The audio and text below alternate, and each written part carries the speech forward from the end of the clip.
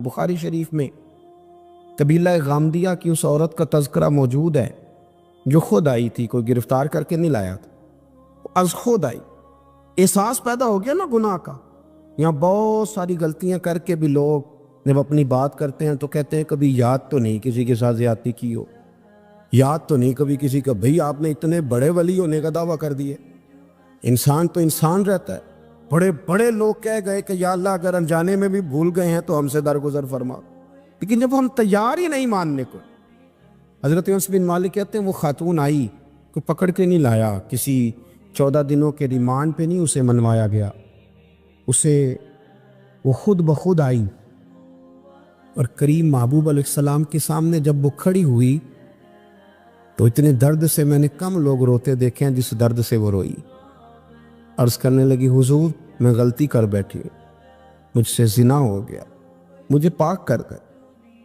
تو محبوب کریم علیہ السلام نے فرمایا تو کیسے ثابت کرے گی تو نے گناہ کیے؟ یعنی مجرم کو ثابت کرنا پڑ رہا ہے کہ میں گناہ گار۔ یہ وہ کمال ہے کہ انسانوں کو احساس ہونے لگے کہ یہاں ہم غلط ہیں۔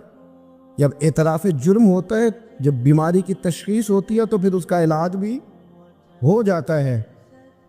حضرت انس بن مالک کہتے ہیں وہ عرض کرنے لگی حضور میرے پیٹ میں ناجائز بچہ ہے۔ حضور نے فرمایا جا جب بچہ پیدا ہو تو پھر آنا۔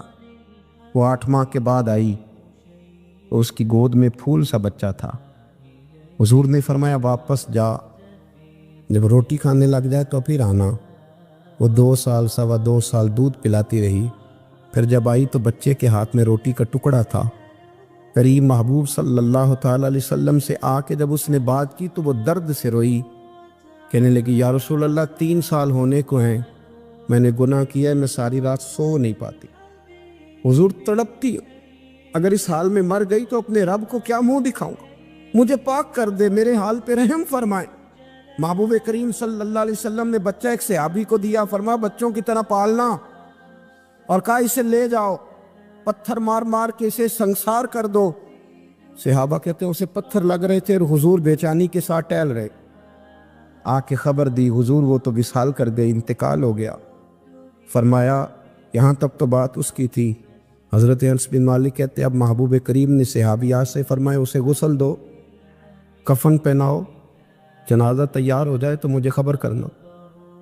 حضرت انس بن مالک کہتے ہیں غسل ہوا، کفن ہوا، جنازہ تیار ہوا تو حیران ہم تب ہوئے جب میرے محبوب نے فرمایا صفے بناؤ میں خود جنازہ پڑھاؤں گا، میں خود جنازہ پڑھاؤں۔ اور سرکار نے جنازہ پڑھایا تو ایک شخص کی زبان سے نکلا حضور اس ملعون کا معاذ اللہ جنازہ جس نے ناجائز بچہ جنا، اس کے لیے آپ دعا کر رہے ہیں، جنازہ پڑھا۔ حضور فرمانے لگے خاموش ہو جاؤ، تم نے گناہ دیکھا ہے، اس کا احساس نہیں دیکھا، تم نے غلطی دیکھی ہے لیکن اس کی توبہ کا انداز نہیں دیکھا۔ اور صاحب کنز العمال نے یہ لفظ نقل کیے ہیں کہ کریم محبوب فرمانے لگے اس نے تو ایسی شاندار توبہ کی ہے کہ اگر میں اپنی ساری امت میں بانٹ دوں تو اللہ سب کی مغفرت فرما دے گا۔ احساس جب پیدا ہو جاتا ہے نا اپنے دل کے اندر کہ یہاں میں غلط ہوں، ان العبد اذا اعترف ثم تاب تاب اللہ علیہ او کما قال نبی صلی اللہ علیہ وسلم، رواہ مشکات۔ حضور نے فرمایا جب کوئی بندہ کہتا ہے نا اللہ میں بھول گیا تھا، اور پھر وہ توبہ کرتا ہے تو رب اس کی توبہ کو فوراً ہی قبول فرما لیتا ہے۔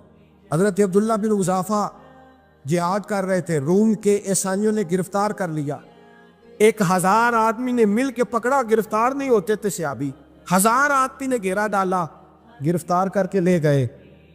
اور جب بادشاہ کے سامنے گئے تو وزیر کہنے لگا بادشاہ بندہ بڑے کام کا ہے، اگر ہمارے قابو آ گیا تو فائدہ دے گا، صحابی ہیں حضرت عبداللہ بن حذافہ، حضرت فاروق اعظم کا زمانہ ہے، اگر قابو آ گیا تو فائدہ دے گا۔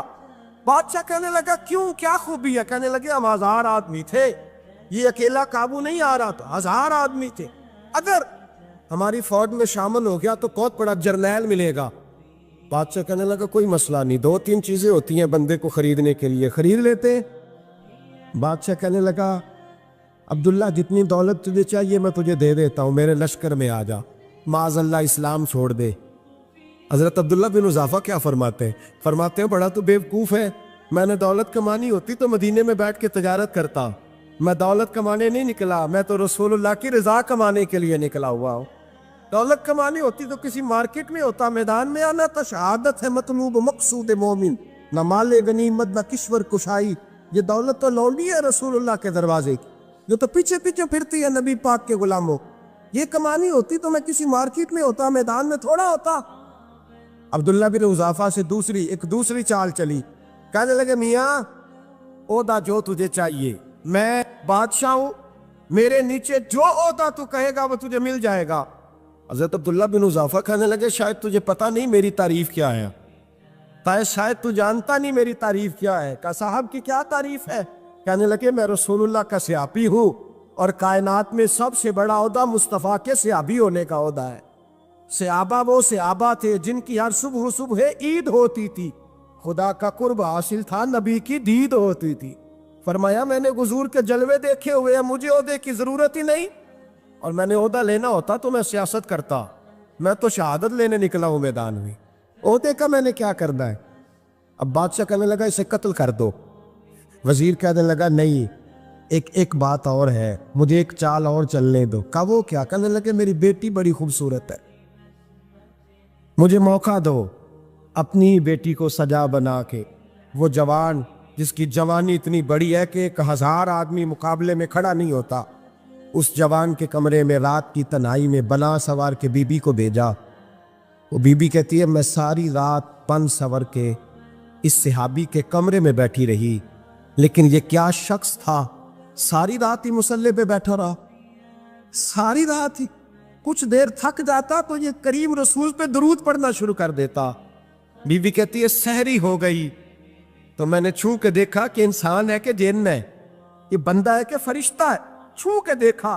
کہنے لگے پیچھے ہٹ جا۔ میں نے کہا میں نے تو سنا تھا تو 1000 کے مقابلے میں ہے، اور تو اتنا بے حس ہے کہ بنی صبری دلہن بیٹھی ہے، تو نے نظر نہیں کی؟ عبداللہ بن حذافہ، بی بی کہتی ہے نظر پھر نہیں اٹھائی، نظر پھر جھکی ہوئی ہے۔ کہنے لگے بی بی میں مجبور ہوں، اب میرے اوپر کوئی حسن نہیں چلتا، میں نے جلوائے بدوہا کا دیدار کیا ہوا ہے، اب میری نگاہوں میں جچتا نہیں کوئی، اس لیے کہ جیسے میرے سرکار ہے ایسا نہیں کوئی، کبھی بھی اب نہیں کسی کا میرے اوپر جادو چلتا۔ میں نے مصطفیٰ کو اور کہا ذرا پیچھے ہٹ کے بیٹھ، مجھے میرے رسول نے غیر محرم سے بچنے کا حکم دیا ہے، ذرا پیچھے ہٹ کے بیٹھ۔ سحری کا وقت تھا تو بی بی کہتی ہے اس نوجوان کے جملے میرا سینہ چیر گئے، کلیجہ پھٹ گیا، چیخ نکلی، میں کفر کے عالم میں روئی۔ میں نے کہا مجھے بتا تو صحیح، آخر یہ جذبہ کہاں سے ملتا ہے؟ آخر یہ روشنی تو میں نے دیکھی نہیں، کہاں سے آتی ہے؟ ایک میرا باپ ہے جو بنا سور کے مجھے تیرے کمرے میں چھوڑ گیا، بتلا یہ کہاں سے کیف آتے ہیں؟ عبداللہ بن حذافہ کہنے لگے اگر کیف لینا ہے تو بھی میرے مصطفیٰ کا کلمہ پڑھ جا، آجا دروازے رسول پہ جھک جا، مل جائے گا۔ سویرے دروازے پہ باپ آیا بیٹی سے رزلٹ لینے، دروازہ کھولا تو بیٹی نقاب پہنے باہر آئی۔ باپ کہنے لگا کیا بلا؟ کہنے لگی پیچھے ہٹا، تو غیر محرم ہے، کافر ہے، میں مسلمان ہوں۔ اس نے کہا کیا ہوا؟ کہنے لگی تیرے جیسے کو باپ کہوں، تیرے جیسے کو جو مجھے استعمال کر رہا تھا؟ میں تجھے باپ نہیں مانتی، میں اب رسول والی ہو گئی، میں حضرت فاطمہ کی کنیزہ ہو گئی، میں اب نبی کریم کی خادمہ ہوں، خبردار میرے قریب نہ آنا۔ یہ داؤ بھی ناکام ہوا۔ اب حضرت عبداللہ بن حذافہ کے سامنے موت کھڑی کی، ایک کڑا میں تیل گرم کیا، کہنے لگے تجھے اس میں جلایا جائے گا۔ حضرت عبداللہ بن حذافہ رضی اللہ تعالیٰ عنہ جب جلنے کے قریب ہوئے تو رونے لگے۔ روم کا بادشاہ کہنے لگا شاید ڈر گیا ہے، کہنے لگے اب سمجھ آئی ہے، اب تجھے پتہ چلا ہے، چلا جا۔ حضرت عبداللہ بن حذافہ کہنے لگے تو کافر ہے، تیری کافروں والی سوچ ہے، اس لیے نہیں رویا کہ موت سے ڈر گیا ہوں، میں تو اس لیے رویا ہوں کہ ایک جان ہے وہ نبی پاک پہ قربان ہو رہی ہے، کاش رب مجھے 1000 جان دیتا، میں ساری مصطفیٰ پہ قربان کر دیتا۔ ایک سنار نے گلی میں یتیم چھوٹے سے بچے کو گھومتے دیکھا تو سنار بے اولاد تھا، بچے کو اٹھا کے گھر لے آیا، 18 سال اس بچے کی پرورش کی، اس کو پالا پوسا، جوان کیا۔ سنار کے پاس وہ دکان پہ چلا جاتا، وہ کئی دفعہ دکان پہ رہتا، کئی دفعہ گھر میں رہتا۔ ایک دفعہ وہ دکان پہ تھا، بچہ گھر تھا، 18 سال کا جوان، اس کی بیوی اکیلی تھی۔ وہ جس نے ماں بن کے پالا تھا اس نے اسی پہ حملہ کر دیا، اس کا بازو بری نیت سے تھاما۔ بیوی چیخی، تھوڑی دیر گزری تو وہ نوجوان پیروں میں بیٹھ گیا، کہنے لگا اماں پتہ نہیں مجھے کیا ہوا۔ شام کو سنار آیا، بیوی چیخنے لگی، چلانے لگی، کہنے لگی آج عجیب بات ہوئی، جس کو میں نے جگر کا خون دے دے کے پالا اسی نے گندی نظر ڈالی۔ سنار محب حیرت ہے، بیوی کا خیال تھا کہ لات اٹھائے گا، ڈنڈا اٹھائے گا، نوجوان کو مارے گا، لیکن وہ رونے لگ گیا۔ اس نے کہا آج اس نے میرا بازو تھاما ہے، جانے کیا کیا ہے۔ پریشان ہونے لگ گیا، سجدے میں گر گیا، کہا تو بتاتا کیوں نہیں؟ تو وہ سنار کہنے لگا اس کی غلطی نہیں، 18 سال کے بعد آج مجھ پر بھی شیطان سوار ہوا تھا۔ ایک عورت آئی تھی، وہ اپنے بازوؤں میں چوڑیاں پہننا چاہتی تھی تو میں نے بھی گندی نظر سے ہاتھ ڈالا تھا، رب کریم نے مجھے فوراً اس کی سزا دی۔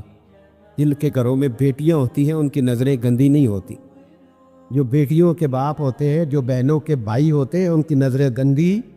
اور اگر تو ٹیلی فون کرتا ہے، تو کسی عورت کے ساتھ تعلق رکھتا ہے تو یہ بات لکھ لے، امام فخر الدین رازی 1، علامہ اسماعیل حقی 2، ملا جلال الدین رومی 3، امام خازن 4، امام جلال الدین سیوطی 5 حدیث کے استاد اور محدث لکھتے ہیں کہ اگر تو کسی پر گندی نظر ڈالے گا تو تیرا گھر بچ سکتا، یاد رکھ نہیں بچے، اس لیے کہ تیری نظر ہے، کسی کی بیٹی کو بیٹی سمجھ تاکہ تیری بچی کا پردہ قائم رہے، کسی کی بہن کو، یہ کیا بات ہوئی کہ تو جتنا مرضی گند معاشرے میں پھیلاتا رہے تیرا گھر بچا رہے، یہ کیسے ہو سکتا ہے؟ فَإِنَّ لَهُ مَعِيشَةً ضَنْكَ، اللہ فرماتے ہیں زندگی تنگ ہو جائے گی تیرے لیے مشکل، تو ڈھونڈتا پھرے گا کہ میں مرنے کو جگہ تلاش کروں۔ سچی توبہ کرے، کھری توبہ۔ یہ گناہ انسان کو مجبور کر دیتے۔ حضرت عبداللہ بن مبارک رحمۃ اللہ تعالیٰ علیہ، ان کے سینکڑوں شاگرد تھے، ایک شاگرد کے انتقال کا وقت آیا تو گھر گئے ملنے۔ آپ کہتے ہیں میں نے زور لگا لیا پر اس کی زبان پر کلمہ جاری نہیں ہوا۔ میں اسے کہتا کلمہ پڑھ پر اس کی زبان پر جاری۔ اللہ اکبر، بہت بڑی نعمت ہے، دعا فرمائیں اللہ ایمان کی موت عطا فرما، ایمان کی موت دے اللہ کریم، ایمان کی موت دے۔ ایسے بھی لوگ دیکھیں ہیں، مسجد نبوی ہے، رسول اللہ کا شہر ہے، سر سجدے میں ہے، روح پرواز کر گئی، روح پر کتنا نصیبوں والا ہے، کتنا نصیبوں والا کہ مسجد نبوی میں سر سجدے میں رکھا ہے، اور اللہ تبارک و تعالیٰ نے محبوب کے قدموں میں موت عطا فرمائی۔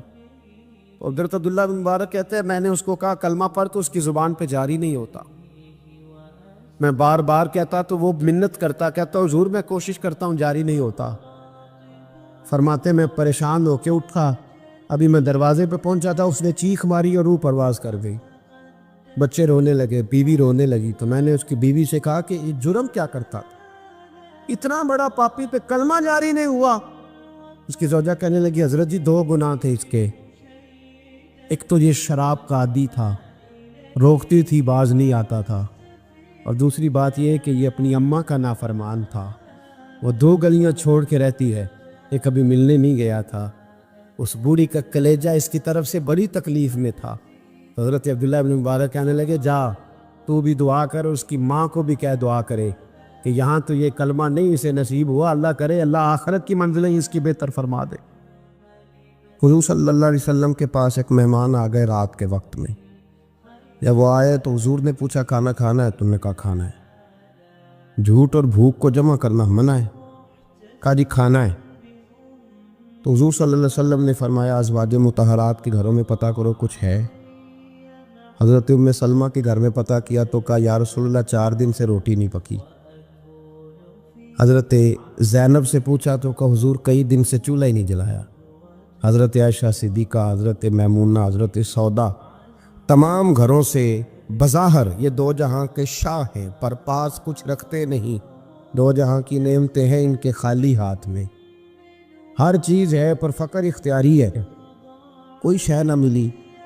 نبی پاک صلی اللہ علیہ وسلم نے مسجد میں اعلان کیا، فرمایا کون ہے جو میرے مہمان کو روٹی کھلائے؟ ان لفظوں کا حسن کوئی حسن والا ہی سمجھ سکتا ہے۔ فرمایا کون ہے جو میرے مہمان کو کھانا کھلائے؟ تو ایک صحابی لے گئے اور اٹھے، وہ صحابی جو صحابہ میں غریب تھے، ایک انصاری جو غریب آدمی تھے، بہت زیادہ امیر آدمی اللہ کی راہ میں خرچ نہیں کر پاتا، اس کے لیے مشکل ہو جاتا ہے۔ اس کے لیے بہت امیر آدمی جو ہوتا ہے نا، وہ جتنا زیادہ امیر ہوتا ہے نا، اتنی دیوار اس کے گرد کھڑی ہو جاتی ہے پیسوں کی، مشکل ہو جاتا ہے اس کے لیے۔ غریب آدمی کھڑے ہوئے، اگرچہ میرے محبوب کے غلاموں میں جو بڑے امیر تھے وہ بھی خرچ کرنے میں بڑے آگے تھے، حضرت عثمان غنی رضی اللہ تعالیٰ عنہ، حضرت عبد الرحمن ابن عوف، حضرت ابو بکر صدیق رضی اللہ۔ لیکن یہ غریب آدمی کا حضور میں لے جاؤں گا، میں لے کے جاؤں، اور یہ بخاری مسلم ہے، حضور نے فرمایا لے جاؤ۔ وہ اب سے آپ بھی گھر لے گئے اور بیوی سے مشورہ کیا، بات پہ غور کرنا، ہر چیز کی بھوک دیکھی جا سکتی ہے، بچوں کی نہیں دیکھی جا سکتی۔ وہ انصاری حضور کے مہمان کو گھر لے گئے، جا کے بیوی سے مشورہ کیا، کہا بھلی مانس گھر میں کچھ ہے؟ تو اس نے کہا تھوڑا سا بچوں کے لیے کھانا رکھا ہے، بچوں کے لیے۔ بچے تو بزدل کر دیتے ہیں، بچے تو آدمی کو بزدل کر دیتے ہیں، بچے تو مار دیتے ہیں، کلیجہ پھٹ جاتا ہے بچہ بھوکا ہو تو، نیند نہیں آتی۔ اب صحابی اپنی بیوی سے کیا کہتے ہیں؟ کہتے ہیں بچوں کو بہلا کے سلا دے، اور رسول اللہ کے لیے نہیں، رسول اللہ کے مہمان کے لیے، بھائی نبی پاک کے لیے نہیں، حضور کے تجھ سے در در سے سگ اور سگ سے ہے مجھ کو نسبت، میری گردن میں بھی ہے دور کا پٹکا تیرا، تجھ سے در در سے سگ سگ سے ہے مجھ کو نسبت۔ لمبی بات ہے کہ بچوں کو سلا دو۔ بی بی نے بچوں کو سلا دیا تو میاں بیوی کا مشورہ ہوا کہ مہمان کے ساتھ بیٹھ کے روٹی کھانا بھی سنت ہے۔ تو اب مہمان کے ساتھ بیٹھ کے کھانا بھی ہے تو کھانا ہے ایک دو آدمی کا۔ اب خاوند اپنی بیوی کو تیار کرتا ہے کہ میں بھی کھانے پہ بیٹھ جاؤں گا، تو بھی بیٹھ جانا، اور جب مہمان کھانے میں ہاتھ ڈال لے تو اٹھنا، کہنا او ہو دیا تو صحیح کیا ہی نہیں، ابھی بجھ جائے گا، اور جا کے دیا بجھا دینا۔ ہم ہاتھ ہلاتے رہیں گے، مہمان روٹی کھاتا رہے گا۔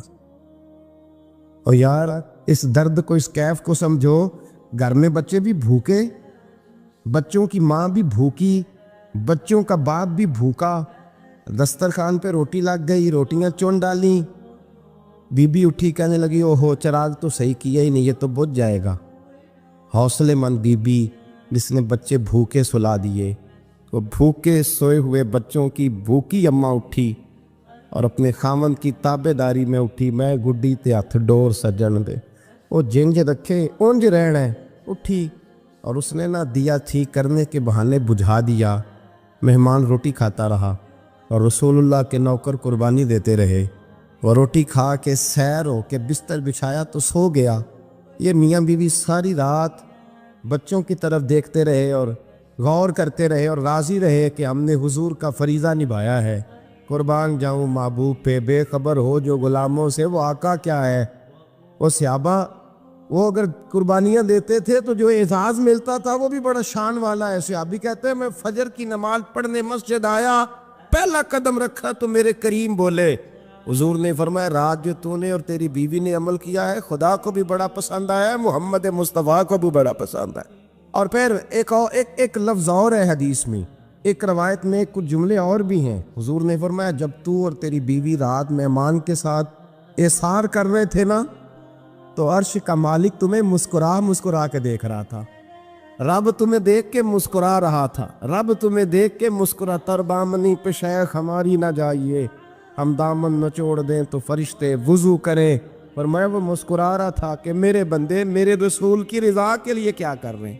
اور صاحب دیکھو، نبی پاک کے لیے نہیں، خاندان کے لیے نہیں، خاندان نبوت کے لیے نہیں، حضور کے نہ سمجھے یار، اس پہلو کو سمجھے۔ نبی پاک کے بریلی کے امام بول پڑے، فرمانے لگے تجھ سے در سے سگ سے ہے مجھ کو نسبت، تجھ سے در سے سگ کتے کو کہتے ہیں فارسی میں۔ فرماتے ہیں محبوب تیرا دروازہ اور دروازے پہ کتا، اور کتے کے پاس میں بیٹھا ہوں، چلو کتے کے پاس تو بیٹھا ہوں نا، میری گردن میں بھی کوئی تو پٹکا ہے ہی ہے نا، تجھ سے در سے سگ اور سگ سے ہے مجھ کو نسبت، چلو میری گردن میں بھی ہے دور کا پٹکا تیرا۔ قرآن مجید بول اٹھا، رب کریم نے فرمایا حبیب یہ تیرے غلام وہ ہیں کہ وَيُكْسِرُونَ عَلَىٰ أَنفُسِهِمْ وَلَوْ كَانَ بِهِمْ خَصَاصَةٌ، فرمایا ان کا حال یہ ہے کہ جس چیز کی شدید حاجت ہوتی ہے وہ بھی اپنے بھائیوں پہ قربان کر دیتے، وہ دے دیتے ہیں تیرے نام پہ، جب مکے والے مدینے آئے انصار مدینہ تو میرے مصطفیٰ کریم نے فرمایا نہ تمہاری نسلیں ایک ہیں نہ قبیلے ایک ہیں، لیکن تمہارا نبی ایک ہے، تمہارا رسول ایک، خدا ایک، کتاب ایک، تمہارا میری وجہ سے رشتہ ہے۔ چلو اپنے بھائیوں کے ساتھ احسار کرو، چلو احسار کرو۔ اگر کسی کے 2 مکان تھے تو اس نے ایک اس کو دے دیا جو مکے سے آیا تھا، 2 باغ تھے تو ایک دے دیا، کسی کے پاس ایک تھا تو آدھا بانٹ کے دے دیا، ہر چیز تقسیم کر دی۔ حالات بدل جاتے ہیں، حالات بدل جاتے ہیں۔ تلک الایام نداولها بین الناس، اللہ لوگوں کے درمیان دن بدل دیتا ہے، حالات بدل گئے۔ بڑا مال غنیمت آیا، بنو نذیر کا علاقہ فتح ہوا تو میرے رسول پاک صلی اللہ تعالیٰ علیہ وسلم نے انصار مدینہ کو اکٹھا کیا، فرمایا بھئی مال اب بڑا آ گیا ہے۔ 2 باتیں یہاں تو اس طرح کرتے ہیں کہ میں ان کو کہتا ہوں جو مکے سے آئے تھے کہ جتنی تمہاری جائیدادیں باغ انہوں نے لیے ہیں واپس کر دیتے ہیں تمہیں، اور جو مال آیا ہے وہ بھی تم میں سے آدھا آدھا دونوں کے درمیان بانٹ دیتے ہیں، یا جیسے تمہارا دل چاہے تمہارے مال بھی واپس کرتے ہیں، اور جو وہاں سے مال آیا وہ تمہارے بیچ بانٹ دیتے ہیں، یا اگر تم کہو تو یہ مال ان کو دے دیتے ہیں مہاجرین کو، تمہیں تمہارے مال واپس مل جاتے۔ حضور نے پوچھا انصار مدینہ سے، حضرت سعد بن معاذ، سعد بن عبادہ تڑپ کے کھڑے ہوئے، عرض کی محبوبہ میں تو ابو بکر کو جانتا ہی نہیں تھا، حضور مجھے کیا پتا عمر کون ہے، میں کیا جانوں عثمان غنی مولا علی کی عظمتوں کو، محبوبہ میں نے تو تجھے ان کی طرف مسکرا کے دیکھتے ہوئے دیکھا ہے، تیرا جلوہ دیکھا ہے، تجھ سے در در سے ساگ ساگ سے ہے مجھ کو نسبت، یا رسول اللہ صلی اللہ علیہ وسلم ہم سے مشورہ نہ کریں، آپ اس طرح کریں جو جائیدادیں ہم نے انہیں دی ہیں وہ بھی ان کے پاس رہنے دیں، اور جو مال آیا ہے وہ بھی ان میں تقسیم کر دیں، اس لیے کہ ہمیں تو بس اتنا پتہ ہے کہ یہ آپ کے غلام ہیں، آپ کے نوکر ہیں، ہمیں اس سے زیادہ کسی چیز کے کوئی غرض ہے، بس آپ کے غلام ہے، بات ختم ہو گئی۔ حضور خاموش ہو گئے۔ صحابہ کہتے ہیں دیر کے بعد ہم نے کہا فیصلہ ہونا چاہیے، فیصلہ پتہ کیا ہوا؟ حضور نے ہاتھ اٹھائے، کہا اے اللہ میرے مدینے والوں پہ رحم فرما، اے اللہ میرے انصار پہ رحم فرما، اللہ ان کے جذبے قبول فرما۔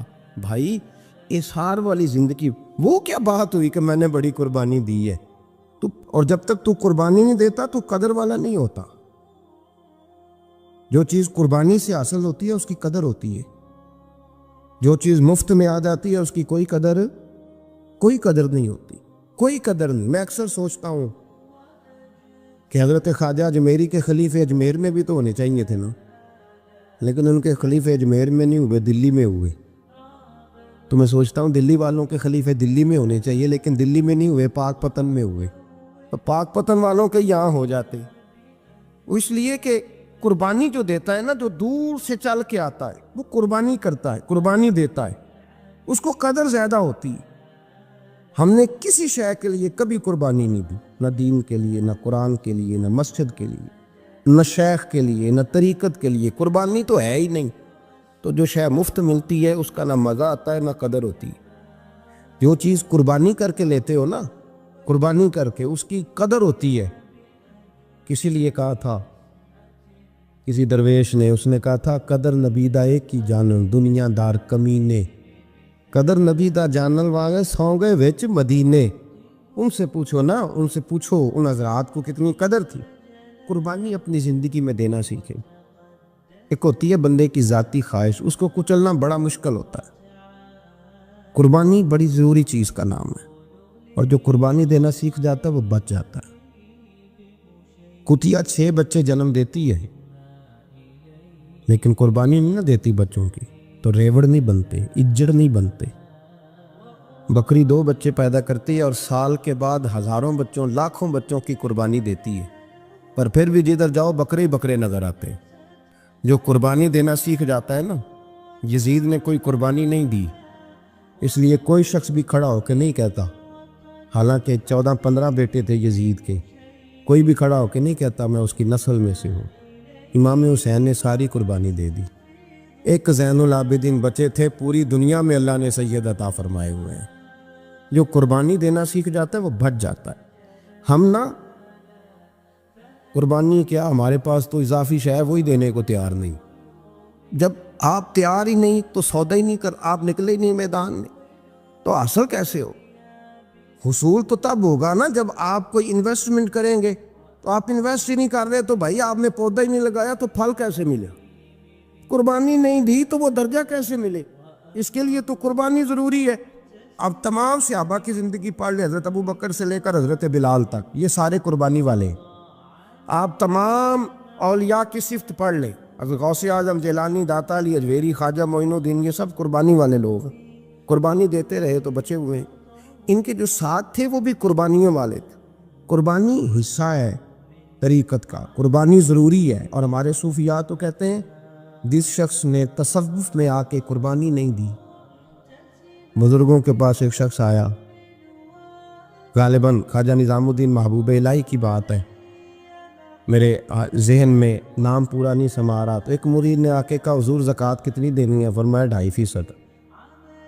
تھوڑی دیر کے بعد حضرت نصیر الدین چراغ دہلوی آ گئے، کہا حضور اللہ کے راستے میں کتنے دینے ہیں؟ فرمایا 50%. ایک ساتھی قریب بیٹھا تھا، اس نے کہا پہلے کے لیے 2.5% کا فتویٰ تھا، اس کو کہہ دیا آدھے دے دے. چند منٹ گزرے تو حضرت امیر خسرو بھی آ گئے. کہا حضور زکوٰۃ کتنی دینی ہے؟ فرمایا جو ہے سارا ہی لے آ، تیری 100% ہے. تو وہ ساتھی جو قریب بیٹھے تھے اس نے کہا بابا فتوے علیحدہ علیحدہ ہیں. فرمایا فتویٰ ایک ہی ہے، بندے علیحدہ علیحدہ ہیں. فتویٰ ایک ہی ہے، مجھے پتہ ہے کون کتنے دے سکتا ہے. وہ جس کو میں نے 2.5% کہا ہے وہ بھی جا کے حساب کتاب کرے گا، اس نے 2.5 بھی پورا نہیں دینا. اور فرمایا جس امیر خسرو کو میں نے کہا نا سارا لے آ، اس کا دل کرے گا میں اپنا مکان بھی توڑ کے لے آؤں. میں نے فتویٰ ایک ہے، بندہ دیکھ کے بات کی ہے. بھائی قربانی نہیں ہے، اظہار ہی نہیں ہے، جذبہ ہی نہیں ہے، ہمارا مزاج ہی نہیں ہے. لیکن نا یہ اب ایک تو شریعت کی قربانی ہے نا یہ، تو اس پہ بھی لوگ بڑا سوچیں گے، اس پہ بھی لوگ بڑا سوچیں گے. فتوے پوچھتے پھریں گے کہ جی میرے اوپر تو ابھی میں نے تو 15,500 قرضہ دینا، دوں کہ نہ دوں، کون سی دوں؟ فتوے پوچھیں گے. دینے کی دفعہ فتوے پوچھیں گے اور لینے کی دفعہ چھٹی، جو آتا ہے آنے دو.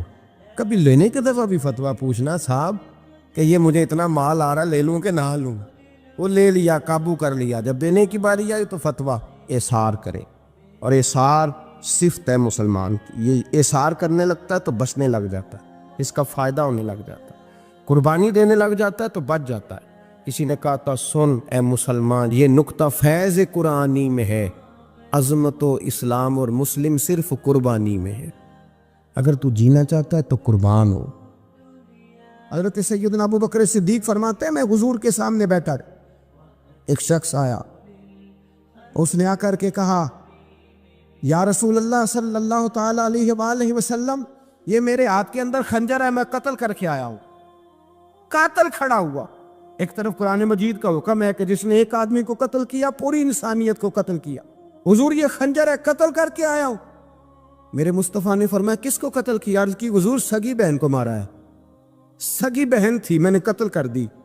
میرے نبی پاک صلی اللہ علیہ وسلم نے فرمایا کیوں مارا؟ پیار نہیں تھا؟ کہا محبوبہ بہن سے کس کو پیار نہیں ہوتا، بڑا پیار تھا، پر مارا کیوں؟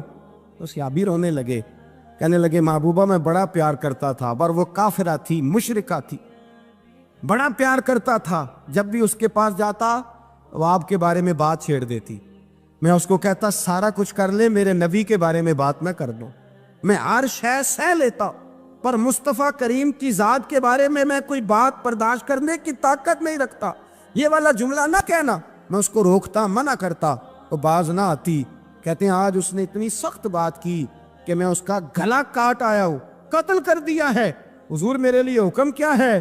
تو نبی پاک نے فرمایا جا، تیرے اوپر کوئی سزا نہیں، تو نے جو کیا ہے اچھا ہی کیا ہے، یہ اچھا کر ڈالا ہے جو تو نے کیا ہے. ایک صحابی نابینا تھے، آنکھوں سے نظر نہیں آتا تھا، رشتہ کوئی نہیں دیتا تھا، معذور آدمی تھے. نکاح ہوا، شادی ہوئی، 2 بیٹے دیے اللہ، گھر بس گیا، بیوی کپڑے دھو کے دیتی، خدمت کرتی، روٹی پکا کے دیتی، بچے بڑے حسین تھے.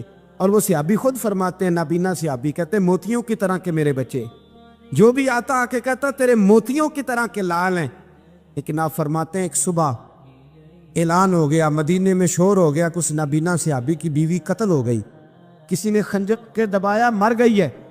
کہتے ہیں اس کے لواحقین اکٹھے ہوئے، در رسالت مآب پہ آئے، آگے کہنے لگے حضور ہمارا قاتل ڈھونڈ کے دیں، ہماری بیٹی کو کس نے مارا؟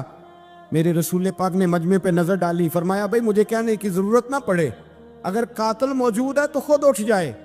خود اٹھے۔ وہ نبینا صحابی بیچ میں سے اٹھ کے کھڑے ہو گئے، کہنے لگے سونیا قاتل کوئی باہر نہیں، میں خود قاتل ہوں، میں نے مارا ہے، میں قاتل ہوں، میں نے مارا ہے۔ مصطفیٰ کریم سید عالم صلی اللہ علیہ وسلم نے فرمایا تجھے تو اس کی بڑی ضرورت تھی، بڑی حاجت تھی، تیری بیوی تھی، تیرا گھر سنبھالتی تھی، تیرے بچے تھے۔ صحابی عرض کرنے لگے حضور سارا کچھ ٹھیک تھا پر وہ آپ کی بے ادب تھی حضور، اس کے آنے سے میرا گھر بس گیا، روٹی پکنے لگی، کپڑے ملنے لگے، اولاد ہونے لگی، میں دنیا پہ آ گیا، لیکن محبوبہ میں نے وہ سکھ کیا کرنے ہیں جو تیری بے ادبی پر تعمیر کیے جائیں۔ یا رسول اللہ مجھے کیا حاجت اس چیز کی، اس میں آپ کا پیار ہی نہ ہو، یا رسول اللہ آپ کی محبت ہی نہ، حضور میں نے قتل کر ڈالا ہے، مجھے بیوی نہیں چاہیے، مجھے وہ والی چاہیے جس کی زبان پر رسول اللہ کے نام کے ترانے ہو، جو حضور کی محفل کرنے والی ہو، نعت پڑھنے والی ہو، جو نبی پاک علیہ السلام کی ازواج کا، اولاد کا، بیٹیوں کا ذکر کرنے والی۔ مجھے وہ بی بی نہیں چاہیے جو بی بی بے ادبی کرے۔ میرے نبی پاک صلی اللہ علیہ وسلم نے محلے داروں سے پوچھا، فرمایا بات اس کی ٹھیک ہے؟ کہا حضور واقعی بے ادب تھی۔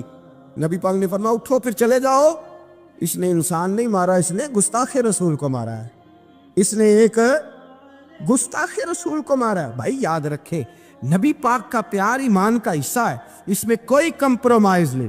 حضرت ابو عبادہ بن جراح نے میدان کے اندر اپنے باپ کو قتل کیا، باپ کو مارا۔ حضور سید عالم صلی اللہ علیہ وسلم نے کہا ابو عبادہ تو نے باپ ہی مار دیا ہے؟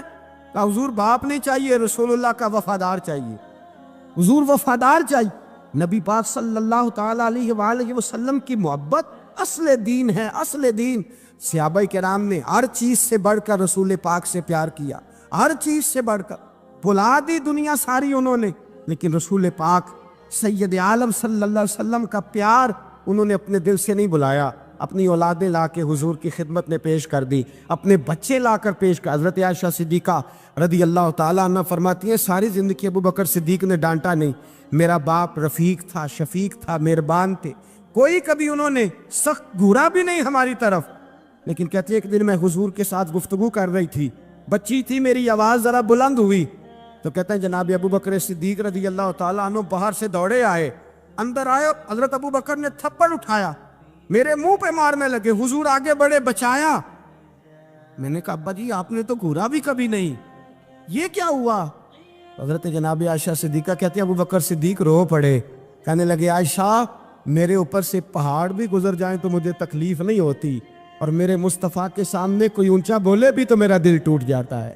خبردار، حضور سید عالم، حضرت عمر کا زمانہ تھا، کچھ لوگ آئے کہیں اور کے رہنے والے، مسجد نبی میں اونچی آواز میں بولنے لگے، اونچی آواز میں باتیں کرنے لگے۔ حضرت عمر نے بلایا، فرمایا ادھر آؤ، کون ہو، کہاں سے آئے ہو؟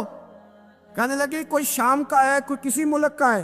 آپ فرمانے لگے تمہیں پتہ نہیں یہ روضہ رسول ہے؟ تمہیں پتہ نہیں یہ حضور کی مسجد ہے؟ لا ترفعوا اصواتکم فوق صوت النبی، تمہیں خبر نہیں تم کہاں آئے ہو؟ فرمایا اگر تم مدینے کے رہنے والے ہوتے میں تمہیں دھروں سے مارتا، تمہیں سزا دیتا۔